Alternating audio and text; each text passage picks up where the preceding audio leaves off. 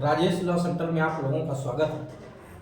आज हम लोग चर्चा करेंगे SC/ST एक्ट 1989 की धारा 3(1) द और धा यानी सेक्शन 3(1)R एंड S पे चर्चा करेंगे।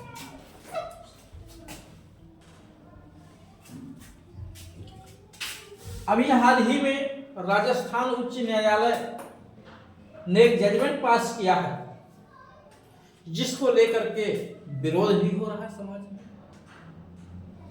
और उसकी प्रशंसा भी हो रही है। लेकिन कानूनी पहलू क्या है, वो जजमेंट कितना हद तक सही है, मैं आपको कानून की दृष्टि से एक एक करके समझाऊंगा। मामला क्या था? मामला ये था 2011 का शायद मामला है। उसमें कुछ अधिकारी जमीन की नापी करने के लिए गए हुए थे स्थान पे, और जिस व्यक्ति के यहाँ नापी करने गए हुए थे उस व्यक्ति का उस जमीन पे अवैध अतिक्रमण था। तो अवैध अतिक्रमण को नापी करके हटाने के लिए जो है अथॉरिटियां गई हुई थी वहां पे, 3-4 अथॉरिटियां। ठीक है, जाहिर सी बात है उसमें जो है कानूनगो रहे होंगे, लेखपाल रहे होंगे, हो सकता है SDM रहे हों और उनके साथ के अधिकारी रहे होंगे। तो वहां पे जिस व्यक्ति का अवैध कब्जा था जमीन पे, उस व्यक्ति के द्वारा उन अधिकारियों को नीच, भंगी, भिखारी, मंगनी जैसे शब्दों का प्रयोग किया गया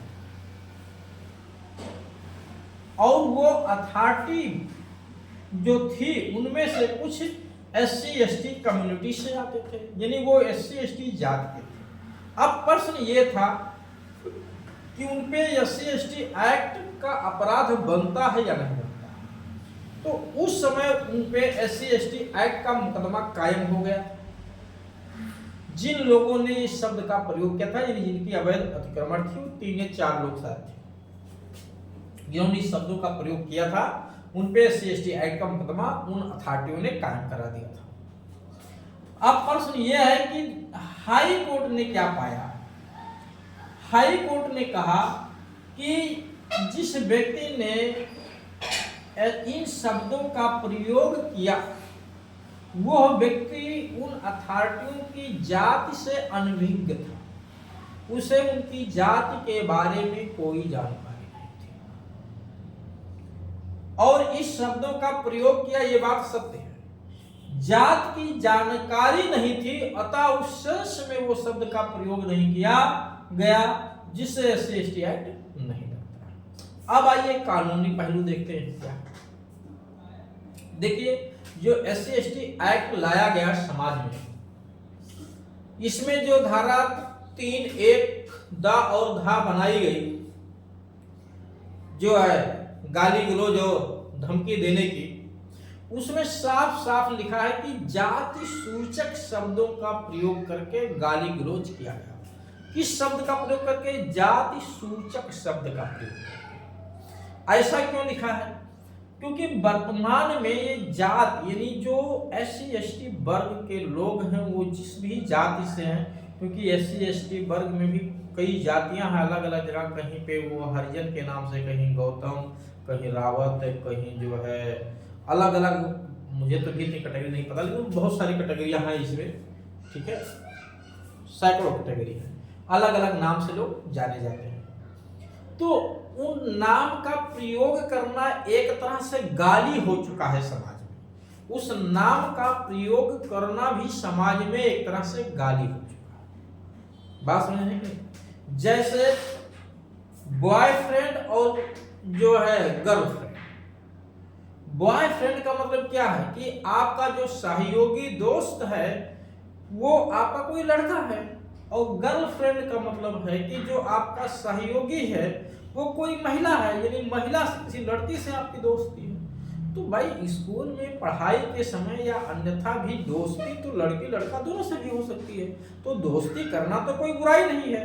लेकिन वर्तमान में तो गर्लफ्रेंड शब्द का यूज करना एक बदनामी का शब्द है, गाली का शब्द हो चुका है। अगर ये कोई कह दे भैया आपका कोई गर्लफ्रेंड है कि नहीं, तो आप नहीं बता सकते होने के बावजूद। क्यों? क्योंकि ये शब्द इतना अपमानित हो चुका है। क्योंकि मित्रता का इतना दुरुपयोग किया गया कि ये शब्द अपमानित हो चुका है। उसी तरह से जो जाति सूचक शब्द है, जो जातियां हैं SC/ST वर्ग के लोगों की, उनकी उस जातियों का गलत सेंस में प्रयोग करके, गाली के संदर्भ में प्रयोग करके इतना मिसयूज किया गया कि वो शब्द बोलने का मतलब है कि अगला गाली दे रहा, समझेगा, उस शब्द को बोलना उसके लिए, ठीक है, गाली देने के समान है।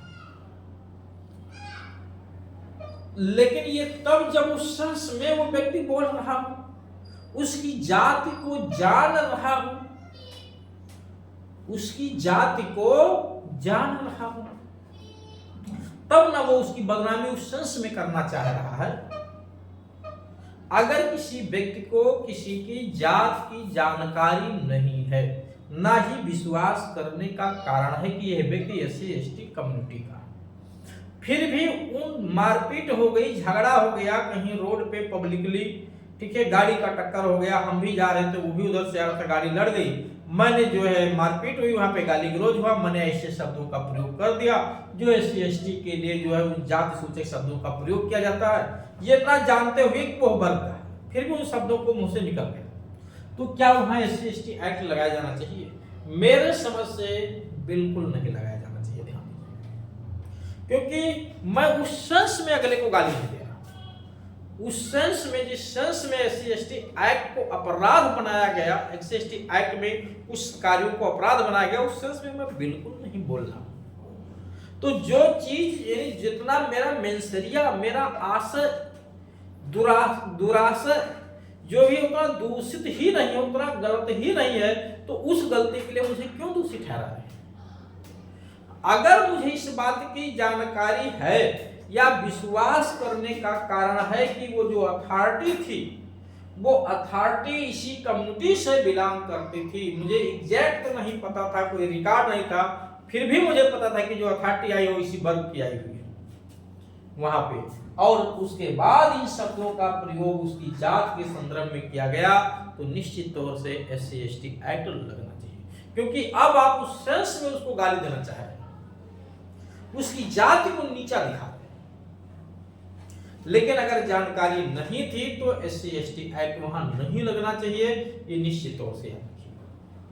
कानून भी यही बात कहता है, कानून कुछ अलग नहीं है, कानून की व्याख्या होनी चाहिए, सही सेंस में होना चाहिए कि कानून क्या है, क्योंकि किसी भी प्रोविजन का दुरुपयोग भी नहीं होना चाहिए, ध्यान दीजिएगा। हाँ, अगर धमकी दी गई, शब्दों का प्रयोग किया गया, तो कम से कम गाली गलौज और धमकी देने का तो अपराध बन ही रहा है, SC/ST नहीं बनना ना, तो SC/ST हटा के बाकी धाराओं में तो पुलिस करिए आप उसको। लेकिन अगर वो जात को जान रहा था, तो फिर उस धाराओं में भी पुलिस होना निश्चित तौर से चाहिए। तो उम्मीद है कि ये प्रोविजन आप लोगों को समझ में आया होगा कि नीच, भंगी, भिखारी या मंगनी कहना शब्द क्या SC/ST का आधार है या नहीं। ये होगा तभी जब हम उस व्यक्ति की जाति को जान रहे होंगे या जानने का विश्वास करने का कारण होगा मेरे पास कि ये व्यक्ति किसी बिरादरी का है, तो वहां इस शब्दों का प्रयोग करना जाति सूचक गाली हो सकती है, अन्यथा नहीं। अब हाई कोर्ट ने जो भी फैसला लिया है, ठीक है, किस तरह के साक्ष्य उसके समक्ष पेश किए गए, किस तरह के साक्ष्य नहीं पेश किए गए, ठीक है, ये तो उस मामले के जो भी पक्षकार हमसे बेहतर तो कोई नहीं जान सकता। और अगर किसी को आपत्ति है कि नहीं उसमें किसी चीज का लोप किया गया है, छोड़ दिया गया, कोई बात नहीं पेश की गई, तो निश्चित तौर से आप ऊपर के कोर्ट में अपील या रिवीजन फाइल कर सकते हैं, उस पर कोई प्रतिबंध नहीं है। आप सर्वोच्च न्यायालय में इस जजमेंट को चैलेंज करें।